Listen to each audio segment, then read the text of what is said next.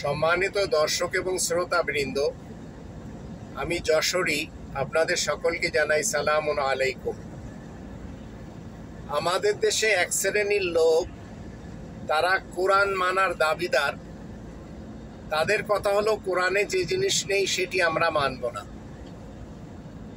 যেমন এক শ্রেণীর কোরআনিস্ট, তারা বলে কোরআনে আল্লাহু আকবার নেই।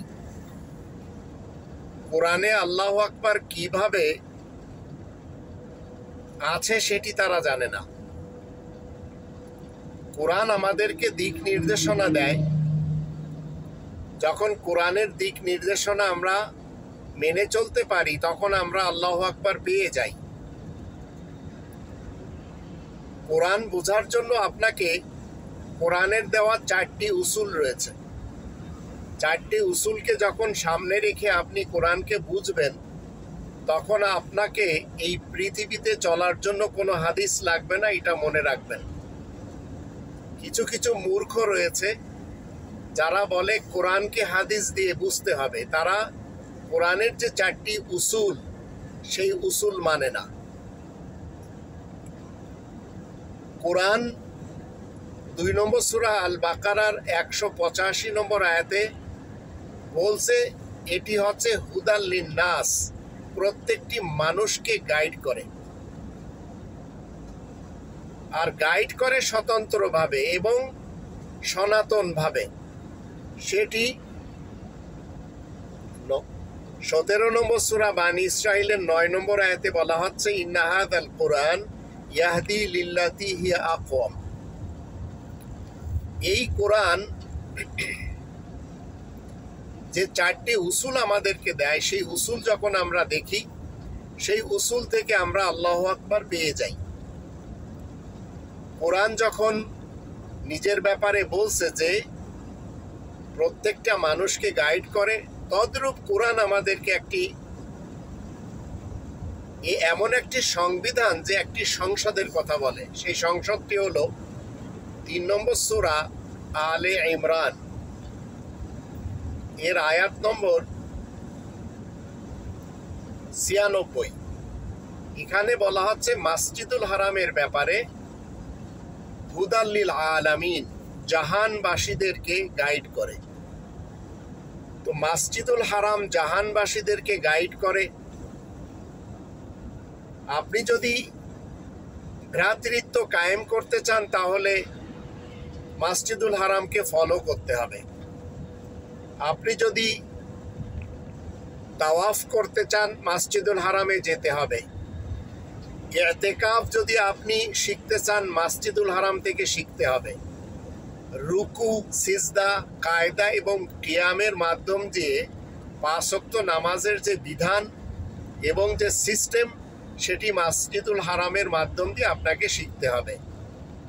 আপনি যদি আজান শিখতে চান, ইকামত শিখতে চান, মসজিদুল হারাম থেকে শিখতে হবে। কারণ মসজিদুল হারাম হচ্ছে হুদাল্লিল আলামিন, জাহানবাসীদেরকে হিদায়াত করে। আপনি যদি আর্কিটেকচার হন, তো মসজিদুল হারাম আপনাকে বলে দেবে আপনি 3 কোণা, 4 কোণা অথবা গোলাকার কোনো কিছু যদি তৈরি করতে চান, কোনো প্লাজা বানাতে চান, কোনো মিনার তৈরি করতে চান, এগুলি সব মসজিদুল হারাম আপনাকে গাইড করবে। আপনি যদি রোড তৈরি করতে চান, তো মসজিদুল হারামের সাথেই সাফা এবং মারওয়াকে ফলো করতে হবে। আপনি যদি পশু জবাই করতে চান, মসজিদুল হারামের সাথেই রয়েছে মিনা, সেখানে ফলো করতে হবে। আপনি যদি গেট টুগেদার, ফেস্টিভ্যাল বা ইজতেমা করতে চান, তাহলে মসজিদুল হারামের সাথে আরাফাতকে কি করতে হবে? ফলো করতে হবে। তো এগুলি কি কোরআনের ভাষায় বলা হয়? কোরআন যখন আমাদেরকে যে 4টি উসুল বলে, সেই উসুলের ভিতর একটা আছে ফিতরাত আল্লাহ। ফিতরাত আল্লাহ, আল্লাহ তাআলার গতি প্রকৃতি, সেটি কি? যেমন একটি সন্তান, সে কন্যা সন্তান হোক অথবা ছেলে সন্তান হোক, তাদের নুনু কাটা হয়, যেটাকে আমরা খতনা বলি, বা মুসলমানি দেওয়া হয়। আমাদের দেশে ছেলেদের লিঙ্গের অগ্রভাগ কর্তন করে দেওয়া হয়।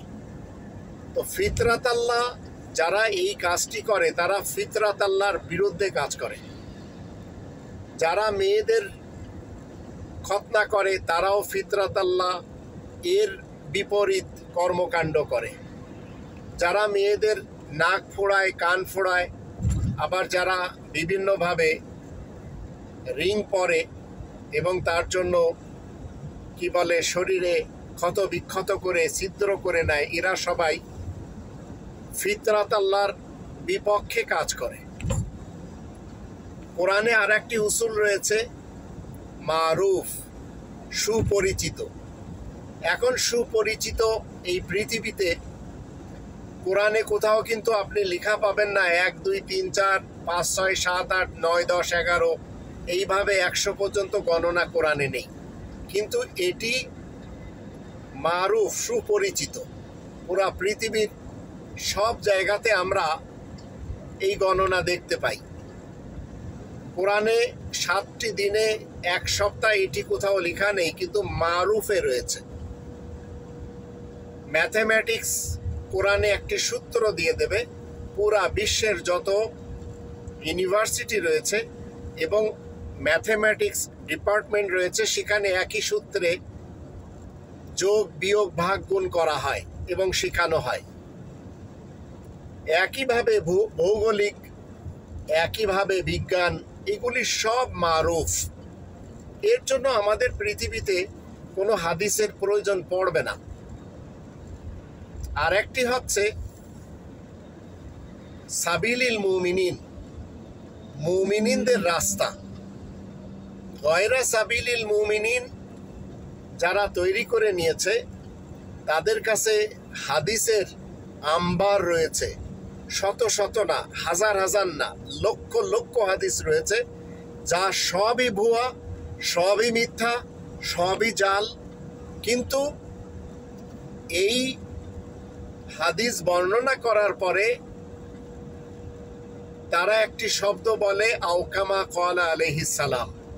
এই শব্দটি যখন আপনারা শুনবেন তখন মনে রাখবেন এই হাদিস জাল, জয়ীব, মিথ্যা এবং প্রবঞ্চনার মাধ্যম দিয়ে প্রতিষ্ঠা করার কাজে লেগে আছে কিছু সংখ্যক কোরআন বিরোধী শয়তানিক উলামা। সাবিলিল মুমিনিন, মুমিনিনদের রাস্তা, মুমিনিনদের রাস্তা আপনাকে আমাকে মেনে চলতে হবে। যেমন কোরআনে কোথাও আপনি জানাজার নামাজ খুঁজে পাবেন না, কিন্তু সাবিলিল মুমিনিনে এসে আমরা দেখতে পাই জানাজার সালাত, কবর জিয়ারাত কিভাবে করতে হয়। সাবিলিল মুমিনিনে এসে আমরা আজান দেওয়া শিখি, তাকবীর পড়া শিখি। সাবিলিল মুমিনিনে এসে আমরা এগুলি সব খুঁজে পাই। কিন্তু আপনি এবং আমি যদি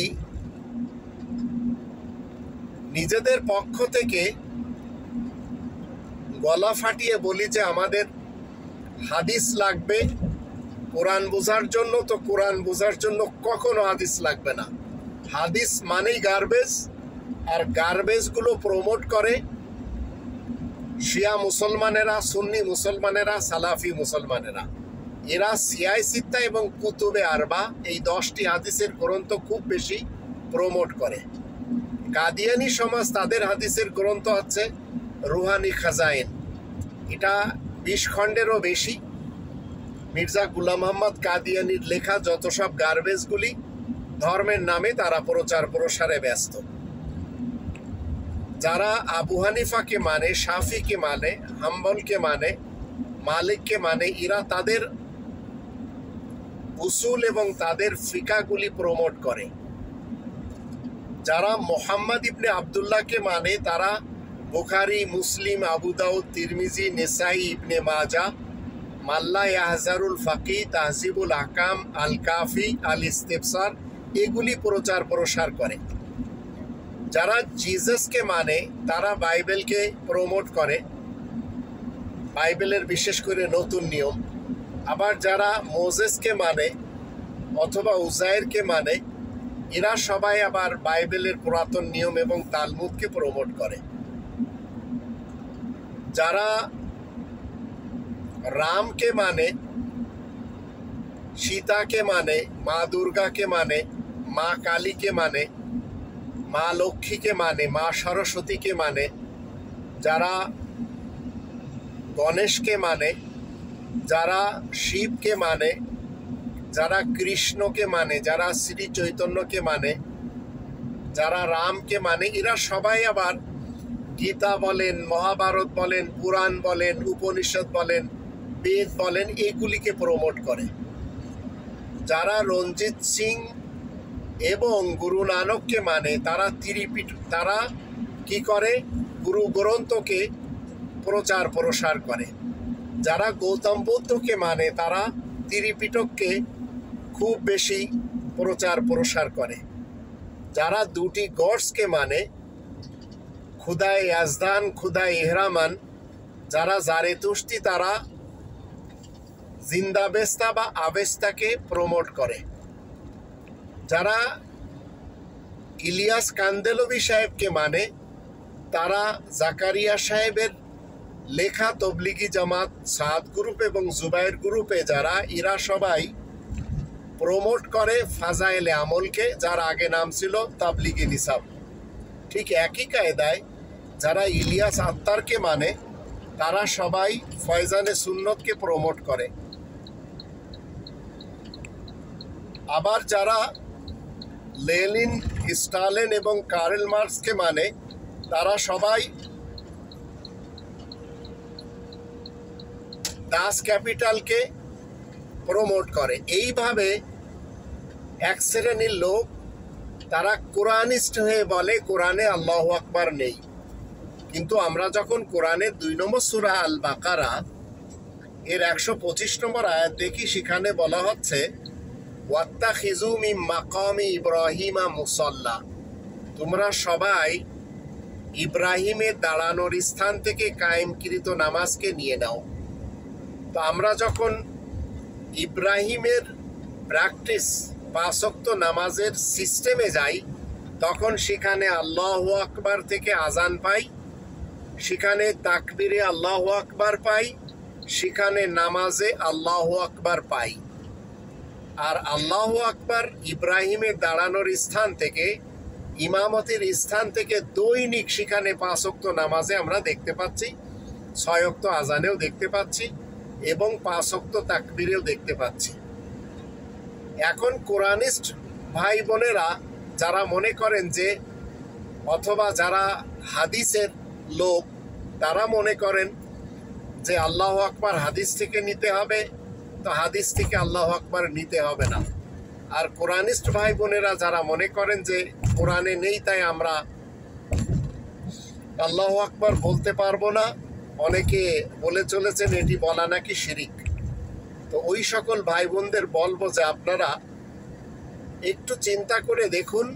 আর আমি যেভাবে আপনাদের সামনে এই উপস্থাপনা করলাম, এর আসল উদ্দেশ্য হলো, কোরআন কিন্তু আমাদেরকে বলছে ওয়ালি তুকাব্বিরুল্লাহ, তোমরা সবাই আল্লাহ তাআলার বড়ত্বকেও বয়ান করো। তো আল্লাহ তাআলার বড়ত্ব আল্লাহ তো বলবেন না, এটা আপনাকে আমাকে বলতে হবে। তাই আমরা আল্লাহু আকবার বলি, এটা আমাদের মিল্লাতের পিতা শিক্ষা দিয়েছেন। 22 নম্বর সূরা আল হজ এর 78 নম্বর আয়াতে বলা হচ্ছে মিল্লাতা আবিকুম ইব্রাহিম ওয়া সাম্মাকুমুল মুসলিমিন, তোমাদের পিতা ইব্রাহিমের অভ্যাস। তো ইব্রাহিমের অভ্যাসে আল্লাহু আকবার রয়েছে। আর ইব্রাহিম মসজিদুল হারাম থেকে এটি ঘোষণা দিয়েছেন, যার ফলে মসজিদুল হারাম হুদাল্লিল আলামিন, জাহানবাসীদেরকে গাইড করে। তো আল্লাহু আকবার আমাদেরকে বলতে হবে। আবার ওয়াকাব্বিরহু তাকবীরা ওয়ালিতুকাব্বিরুল্লাহ আলা মা হাদাকুম, আবার ওয়ালা যিকরুল্লাহি আকবার, এগুলি সব কোরআন আমাদেরকে শিক্ষা দেয়। তো সাবিলিল মুমিনিনে যখন আমরা আসি, তখন আমাদের মুমিন ভাই বোনেরা কি করে? তারা সবাই আল্লাহু আকবার বলে। সেই জন্য কোরআন সম্মত এটা, হাদিসের দিকে যাওয়ার আদৌ দরকার নেই। যারা হাদিস করে তারা নিজেরা সবাই পথভ্রষ্ট। আর হাদিসে কখনো ইসলাম আমি খুঁজে পাবো না। হাদিস নিয়ে যারা ব্যস্ত তারা সবাই হাদিসের মুসলমান, তারা কেউ মুসলিম না। যেমন শিয়া মুসলমান, সুন্নি মুসলমান, সালাফি মুসলমান, কাদিয়ানি মুসলমান, তাবলিগি মুসলমান, জামাত শিবিরের মুসলমান, চরমুনায়ের মুসলমান, এরা সবাই মুসলমান, এরা কেউ মুসলিম না। মুসলিমিনদের অন্তর্ভুক্ত হলে আপনার জন্য যথেষ্ট হবে আল্লাহ তাআলার পাঠানো লিখিত আল কিতাব, যেটি আমরা 29 নম্বর সূরা আল আনকাবুতের 51 নম্বর আয়াত থেকে পাই। তো সাবিলিল মুমিনিনে আমাদেরকে আসতে হবে, আমাদেরকে ফিতরাত আল্লাহ মানতে হবে, আমাদেরকে মারুফ মানতে হবে, এবং আমাদেরকে মা জহারা মিনহা, মা জহারা মানতে হবে। মা জহারা কি? আমরা যখন সালাতের জন্য যাই, নামাজের জন্য যাই, আমাদের 4টি জায়গা যেটা আমরা জাহির করি, প্রকাশ করি, সেটি নারী এবং পুরুষ হোক না কেন, এই 4টি জায়গার 2টি জায়গা আমাদের ধুয়ে নিতে হয় আর 2টি জায়গা মুছে নিতে হয়। এখানে নারী পুরুষ কোনো ভেদাভেদ নেই। নারীরাও এই 4টি জায়গা সবসময় খোলা রাখবে, কারণ এটি প্রকাশ্য। তো প্রকাশ্য আমরা যখন 24 নম্বর সূরা নূর এর আয়াত নম্বর 31-এ দেখি, সেখানে আমরা এটি দেখতে পাই। যারা মুখ ঢাকা বোরকা পরে নিজেদেরকে মুসলিম মনে করেন, মনে রাখবেন এরা মুসলিম কেউ না, এরা সবাই ধর্মজগতের লোক, এরা সবাই বিভিন্ন মতবাদের সমাজের লোক। তাই আমরা তাদের পিছনে কখনো যাব না। তদ্রূপ এই 4টে উসুল যদি আমরা মনে রাখতে পারি, তাহলে আমাদের কেউ পথভ্রষ্ট করবে না। এই 4টে উসুলের মাধ্যম দিয়ে আমরা যখন কোরআন পাঠ করি, 16 নম্বর সূরা নাহালের আয়াত নম্বর 98, ফাইদা করাতাল কোরআন ফাস্তাইদ বিল্লাহি মিনাশ শাইতানির রাজিম। তো আমরা মারুফ তরিকাতে আমাদের মুমিনিন ভাই বোনদেরকে দেখি তারা আউযু বিল্লাহি মিনাশ শাইতানির রাজিম পড়েন, তাই আমরা পড়তে পারি। আমাদের মুমিনিন ভাই বোনেরা আল্লাহু আকবার বলেন, তাই আমরা বলতে পারি। আর এগুলি যারা নিয়ে বাড়াবাড়ি করবে তারা মূলত কোরআনিস্ট, নিজেদেরকে পরিচয় দিয়ে তারা এই 4টে উসুলকে অমান্য করে চলেছে। তদ্রূপ আসসালামু আলাইকুম ওয়া রাহমাতুল্লাহ, অনেকে বলেন যে এটি দেওয়া যাবে না, কিন্তু সাবিলিল মুমিনিনে এসে যখন মসজিদুল হারামে আমি দেখি, তখন নামাজ শেষে এই অভিবাদন আমরা দেখতে পাই। তো অনেকে আমাকে বলেন যে আপনি তো কোরআন থেকে আউযু বিল্লাহি মিনাশ শাইতানির রাজিম দেখাতে পারেন না, আসসালামু আলাইকুম ওয়া রাহমাতুল্লাহ দেখাতে পারেন না, আল্লাহু আকবার দেখাতে পারেন না, তাহলে আপনি কোরআন মানেন কিভাবে? তো এজন্যই এই ভিডিওটি আপনাদের সামনে আমি তুলে ধরলাম। আশা করি বুঝতে পেরেছেন। আর যারা বুঝতে পারেননি তারা অবশ্যই আমাকে গালিগালাজ করবেন, আর আমি গালি শোনায় অভ্যস্ত হয়ে গেছি।